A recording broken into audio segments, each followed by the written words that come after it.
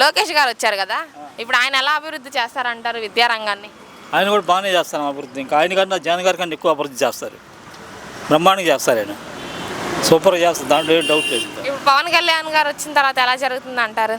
ఆయన పల్లెటూళ్ళు చేస్తారు కదమ్మా. కొంతమంది చాలామందికి ఇంతకుముందు ఆఫీసర్ వాళ్ళకి అక్కడ వాళ్ళకి పల్లెటూళ్ళ వాళ్ళకి వాళ్ళు ఏమంటారు, గ్రామాల్లో గ్రామ వార్డులు ఎవరు ఉంటారు కదా, వాళ్ళందరికీ చాలామంది డబ్బులు ఇవ్వలేదు. ఎంతమంది ఆ పార్టీ వాళ్ళకి గొడవ చేశారు కదా, ఇప్పుడు వాళ్ళందరికీ డబ్బులు ఇస్తున్నారు కదా, అందరికీ పంచుతున్నాడు కదా ఆయన చేసుకొస్తున్నాడు. చంద్రబాబు నాయుడు గారు దావోస్కి వెళ్ళి పెట్టుబడులు తీసుకొస్తానని వెళ్ళారు, కానీ అక్కడ ఆయన పెట్టుబడులకి వెళ్ళి జగన్మోహన్ రెడ్డి గారు చేసిన అభివృద్ధిని చూపించి డబ్బులు తీసుకొద్దాం అనుకుంటున్నారు. అది జగన్మోహన్ రెడ్డి గారు పెట్టారు. మీకు అభివృద్ధి ఏం చేశాడు చెప్పండి, మీరు చెప్పండి. పర్సనల్గా ఏం చేశాడు అభివృద్ధి? ఆయన Greenko project, data Aravind data centre, Aurobindo తర్వాత చాలా ప్రాజెక్టులు తీసుకొచ్చి చాలా మందికి ఎంప్లాయ్మెంట్ ఇచ్చారు. అవి చూపించుకొని చంద్రబాబు నాయుడు గారు దావోస్లో పెట్టుబడులు చెప్పారంటే ఆయన ఏం అభివృద్ధి చేయలేదు, ఏం పరిస్థితి లేదు. ఈ జగన్ వల్ల వాళ్ళు దొడుస్తారు. మళ్ళీ జగన్ ప్రభుత్వం వస్తే మొత్తం పోతాం దొడుస్తున్నారు రావడానికి. జగన్ వల్ల దొడుస్తున్నారు వాళ్ళు. జగన్ ప్రభుత్వం వల్ల వాళ్ళు దొడుస్తున్నారు, భయపడుతున్నారు, పెట్టుబడిదారు ఎవరు రానంటున్నారు. మళ్ళీ ప్రభుత్వం జగన్మోహన్ రెడ్డి గారు తీసుకొచ్చిన సంస్థలనే వీళ్ళు చంద్రబాబు నాయుడు గారు వాళ్ళు అక్రమ కేసులు అవి ఇవి పెట్టి పంపించేస్తున్నారు కదా, వాళ్ళు ఇప్పుడు మేము పెట్టం మీకు పెట్టుబడులని వెళ్ళిపోతున్నారు. ఏమంటే ఏం పెట్టట్లేదు. జగన్ చూసి వాళ్ళు దొడుస్తున్నారు. మళ్ళీ జగన్ వస్తే ఏంటి మా పరిస్థితి అంటున్నారు.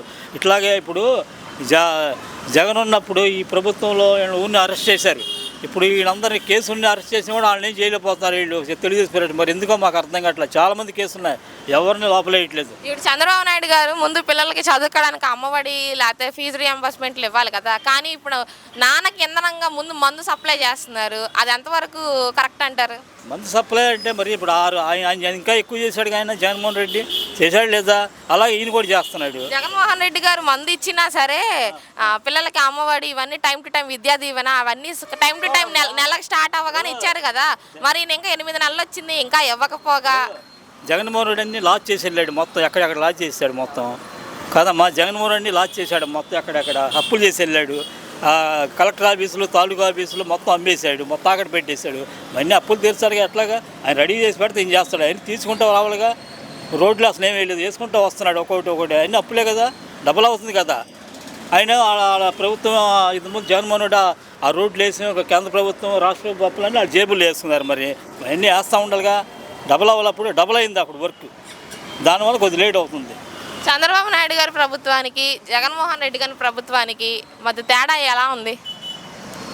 జగన్మోహన్ రెడ్డి ప్రభుత్వం డెవలప్ లేదమ్మా. డెవలప్ చేయడం ఆయన రొటేషన్ ఉండదు జనానికి. చంద్రబాబు వస్తే రొటేషన్ అవుద్ది, నలుగురు పనులు కల్పిస్తాడు, రొటేషన్ ఎక్కువ అవుద్ది. ఇప్పుడు ఇసుక గురించి కానీ బిల్డింగ్లు కానీ మొత్తం ఎట్లా జరుగుతున్నాయి? బ్రహ్మాండంగా కానీ పనులు లేవని అంటున్నారు, పని వాళ్ళు అంటున్నారు కదా. ఎవరండి రండి ఎమ్మటి రండి, సింగనగర్ రండి, ఎన్ని బిల్డింగ్లు కడుతున్నారు అక్కడ చూపిస్తాను మీకు. అమరావతిలో చూడండి ఎన్ని బిల్డింగ్లు కడుతున్నారు. పనులు లేదని ఎవరు అనలేదు అన్నమాట. అమరావతిని సింగపూర్లా తయారు చేస్తాను అంటున్నారు కదా చంద్రబాబు నాయుడు గారు, జరుగుద్దా?